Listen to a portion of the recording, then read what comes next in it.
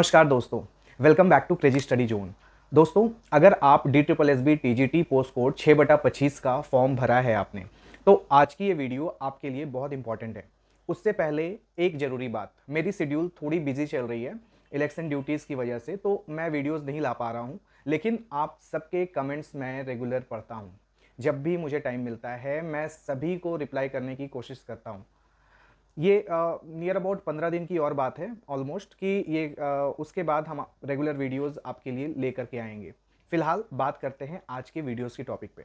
पिछले कुछ टाइम से कैंडिडेट्स का सबसे बड़ा क्वेश्चन है कि सर DSSB TGT का एग्ज़ाम कब होगा, एग्ज़ाम डिले क्यों हो रहा है और एज रिलैक्सेशन का इशू एग्जैक्टली है क्या। तो दोस्तों, आज की वीडियो में हम इसी पूरे मैटर को सिंपल लैंग्वेज में समझेंगे। एग्ज़ाम डिले का रीज़न क्या है, एज रिलैक्सेशन की फ़ाइल अभी कहाँ तक पहुँची है और क्या हुआ उसका, एग्ज़ाम कब तक होने की पॉसिबिलिटी है और कैंडिडेट्स को अब क्या करना चाहिए। लेकिन सबसे पहले एक इम्पॉर्टेंट बात, जो भी एग्ज़ाम टाइमलाइन डिस्कस होगी उनको ऑफिशियल एग्जामिनेशन डेट मत समझना फ़िलहाल के लिए, क्योंकि अभी हम डिसाइड नहीं कर सकते। फाइनल डिसीजन और एग्ज़ाम शेड्यूल DSSB या कंसर्न्ड अथॉरिटी ही ऑफिशियल नोटिफिकेशन से ही कंफर्म करेगी। DSSB TGT एग्ज़ाम डिले क्यों हो रहा है दोस्तों? अवेलेबल इंफॉर्मेशन के अकॉर्डिंग DSSB का TGT पोस्ट कोड 6/25 का एग्जामिनेशन एज रिलैक्सेशन के इशू की वजह से डिले होने की बात सामने आ रही है। अब आप सिंपल लैंग्वेज में समझिए कि रिक्रूटमेंट में एज लिमिट एक इंपॉर्टेंट एलिजिबिलिटी कंडीशन होती है। कुछ कैंडिडेट्स प्रिस्क्राइब्ड एज लिमिट के अंदर हैं, लेकिन कुछ कैंडिडेट्स एज रिलैक्सेशन के डिसीजन पर डिपेंड कर रहे हैं। इसी वजह से एज रिलैक्सेशन का जो मैटर है वो बहुत इंपॉर्टेंट बन गया है। जब तक इस इशू पर क्लैरिटी नहीं आती तब तक एग्जामिनेशन शेड्यूल को फाइनलाइज करना भी डिफिकल्ट हो सकता है। फाइल अब कहाँ पहुंची है? अब आते हैं सबसे इंपॉर्टेंट अपडेट पर कि एज रिलैक्सेशन से रिलेटेड फाइल जो यूपीएससी के पास भेजी गई थी, लेकिन जो अवेलेबल अपडेट्स हैं उनके अकॉर्डिंग ये पता चल रहा है कि यूपीएससी की तरफ से ये क्लियर किया गया है कि इस मैटर पर डिसीजन डीओई यानी कि डायरेक्टरेट ऑफ एजुकेशन के लेवल पर लिया जाना है और अब ये फाइल वापस डीओई के पास आ गई है। यहाँ एक बात बहुत केयरफुली आपको समझना चाहिए। इसका मतलब ये नहीं है कि एज रिलैक्सेशन अप्रूव हो चुकी है और इसका मतलब ये भी नहीं है कि ये पूरी तरह से रिजेक्ट हो चुकी है, लेकिन सिंपल लैंग्वेज में अब मैटर डीओई के पास है और फाइनल डिसीजन का वेट हो रहा है। इसलिए अब कैंडिडेट्स की नज़र डीओई के डिसीजन पर ज़्यादा है। DSSB TGT एग्ज़ाम कब हो सकता है? अब सबसे बड़ा क्वेश्चन है कि एग्ज़ाम कब हो सकता है। अवेलेबल एनालिसिस के अकॉर्डिंग अगर एज रिलैक्सेशन का इशू जल्दी रिजॉल्व हो जाता है तो DSSB TGT examination near about November या दिसंबर 2026 का इसी साल हमें देखने को मिल सकता है। एक पॉसिबिलिटी समझ सकते हैं हम लोग।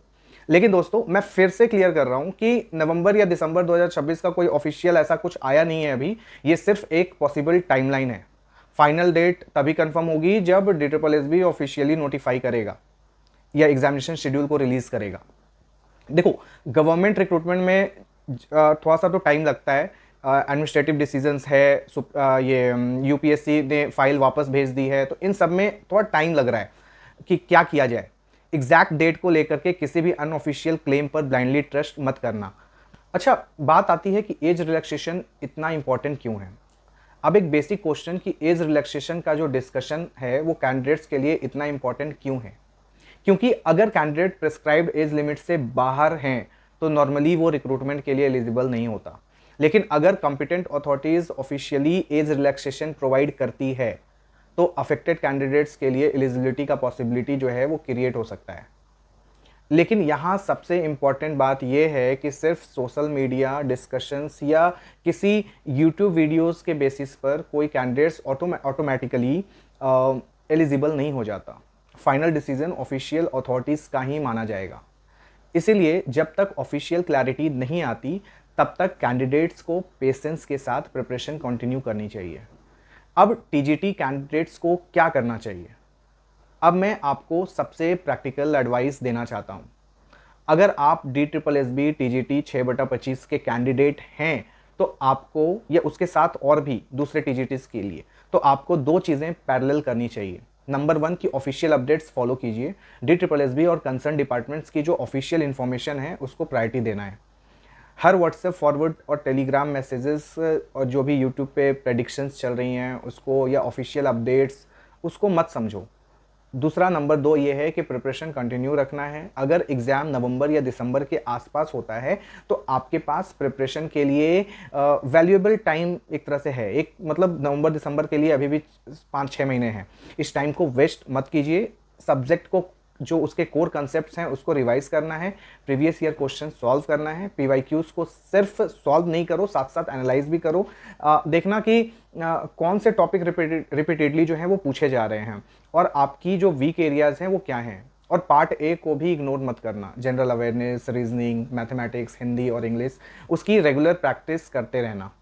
बहुत सारे कैंडिडेट्स जो अपने सब्जेक्ट्स पर फोकस करते करते पार्ट ए को ऐसा समझते हैं कि हाँ पहले तो हमारा 100 मार्क्स का अपना सब्जेक्ट है, पार्ट ए को लास्ट के लिए छोड़ देते हैं।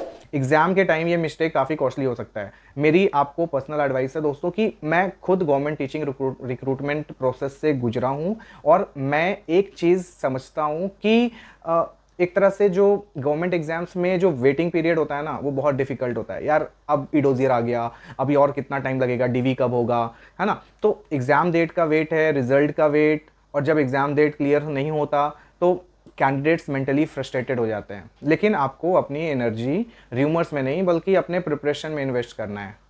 आप जो भी ये एज रिलैक्सेशन का इशू चल रहा है, फाइल्स कभी इधर जा रही हैं उधर जा रही हैं, तो इस पे आपका कंट्रोल नहीं है। लेकिन जो गवर्नमेंट के डिसीजंस हैं उस पर भी आपका कंट्रोल नहीं है, लेकिन आप अपनी प्रिपरेशन कंट्रोल कर सकते हैं। और अगर आपके पास एक्स्ट्रा टाइम मिल रहा है तो उसको अपना एडवांटेज बनाओ। जब कुछ कैंडिडेट्स सिर्फ डेट का वेट कर रहे होंगे तब आप अपना पूरा सिलेबस जो है वो कंप्लीट कर चुके होंगे। पीवाईक्यूज रिवाइज कर सकते हैं और मॉक दे सकते हैं इसी टाइम में। एग्जाम डेट आने के बाद प्रिपरेशन स्टार्ट करने वाले कैंडिडेट्स के कंपैरिजन में आप ऑलरेडी अहेड होंगे। फाइनल समरी हमारा आज का इस वीडियो का यही है कि DSSB TGT पोस्ट कोड 6/25 का एग्जामिनेशन एज रिलैक्सेशन के इशू की वजह से डिले होने की बात सामने आ रही है। एज रिलैक्सेशन की फाइल यूपीएससी को भेजी गई थी। अवेलेबल इंफॉर्मेशन जो है उसके अकॉर्डिंग डिसीजन DOE के लेवल पर ही लिया जाना है। फाइल अब DOE के पास वापस आ गई है। अगर इशू जल्दी रिजॉल्व होता है तो नवंबर या दिसंबर नियर अबाउट 2026 में ही आसपास एग्जामिनेशन होने की पॉसिबिलिटी डिस्कस की जा सकती है। मतलब एक हम एक्सपेक्ट कर सकते हैं, लेकिन ये ऑफिशियल एग्जाम डेट नहीं है। फाइनल शेड्यूल DSSB की ऑफिशियल नोटिफिकेशन से ही कंफर्म होगा। और सबसे इंपॉर्टेंट बात यह है कि प्रिपरेशन को बिल्कुल मत रोकना। फाइनल मैसेज यही है कि अगर आप एज रिलैक्सेशन की वजह से अफेक्टेड हैं तो मैं समझ सकता हूं कि अनसर्टेनिटी कितनी फ्रस्ट्रेटिंग होती है, लेकिन जब बात करते हैं अपने कंट्रोल के बाहर की तो आप अपने कंट्रोल के बाहर की चीज़ों को कंट्रोल नहीं कर सकते।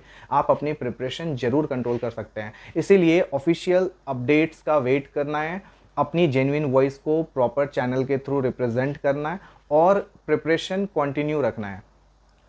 कमेंट सेक्शन में अपना जो आपका TGT का सब्जेक्ट है उसको ज़रूर लिखिए, और अगर आप एज रिलैक्सेशन इशू से डायरेक्टली अफेक्टेड हैं तो वो भी कमेंट में बता सकते हैं।